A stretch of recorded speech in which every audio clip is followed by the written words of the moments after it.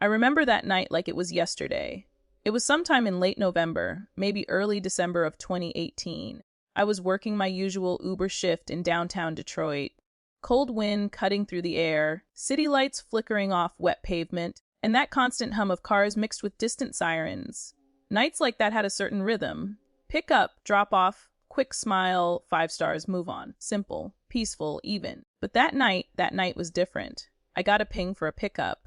A group of 3 or 4 guys, maybe in their 40s, only 5 minutes away. Easy money, I thought. The GPS led me right near a busy block downtown, and as usual, the location was a bit off. Happens all the time. People drunk, standing in the wrong spot, blaming the app. I was used to it. So I pull over near the pin and call the rider. A guy answers, calm and polite. He says, "Hey man, we're right here. Where are you?" I tell him I'm just around the corner, maybe 20 seconds away. He sounds chill. So far, so good. Then suddenly he says, "Hang on, my friend wants to talk to you."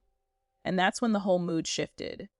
This new voice comes on, sharp, impatient, with this weird British, Indian accent. He immediately starts talking to me like I'm his employee. "Listen, we're freezing out here. There's no reason for you to be taking so long. We've been waiting, and I don't understand why you're making us stand here like idiots." The tone hit me like ice water. It wasn't what he said. It was how he said it.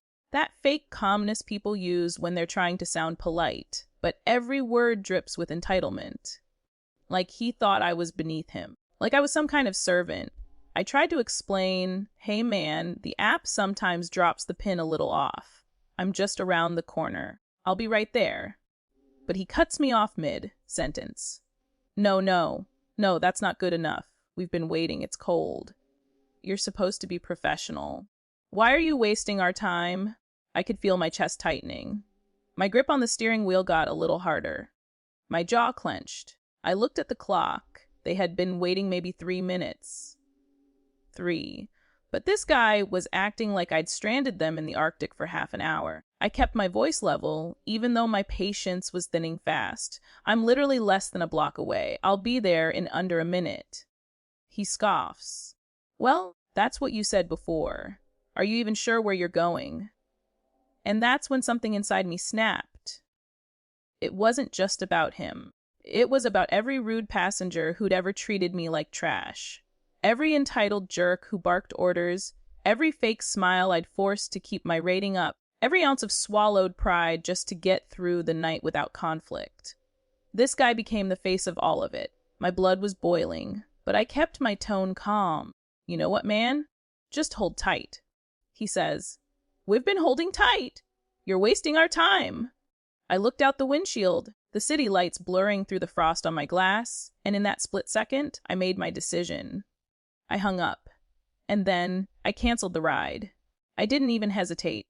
I just put my car back in drive, turned the corner, and merged into traffic like nothing happened. My next request popped up almost instantly. Another ride, another few dollars, another chance to reset. But damn, that moment felt good. As I drove off, I could almost picture them standing there in their fancy coats, puffing out little clouds of frustration, checking their phones like idiots as they realized the Uber they'd been whining about just vanished into thin air. I laughed. Not the polite, forced kind of laugh you give to a passenger's bad joke. This was a real one, the kind that comes from somewhere deep. The laugh of someone who finally got a little piece of their dignity back. Because here's the thing, people forget that rideshare drivers are humans. They see a car and a name on an app, and suddenly it's like you're part of the furniture. Invisible until they need you, disposable when they're done. But that night, I reminded one of them that respect isn't optional. I could imagine the scene playing out. The rude guy, phone in hand, realizing the ride had been canceled. His buddies staring at him, confused. "What happened?" one of them probably asked. And he'd mumble something, trying to act like it wasn't his fault. I don't know. The driver canceled. And the others would glare. "You what? You pissed him off." He'd try to defend himself, that fake calm slipping into full-blown irritation. "No, I didn't. He was being slow." Meanwhile, they're all standing in the freezing wind, realizing they'll have to wait another 15, 20 minutes for the next Uber. Because downtown Detroit on a winter night, not exactly prime time for pickups. That image alone was enough to warm me up. I kept driving, but I couldn't stop smiling. I'd taken a dozen rude passengers before, brushed them off, let them get away with it. But this time, I didn't let the disrespect slide. And the best part, my revenge didn't cost me anything.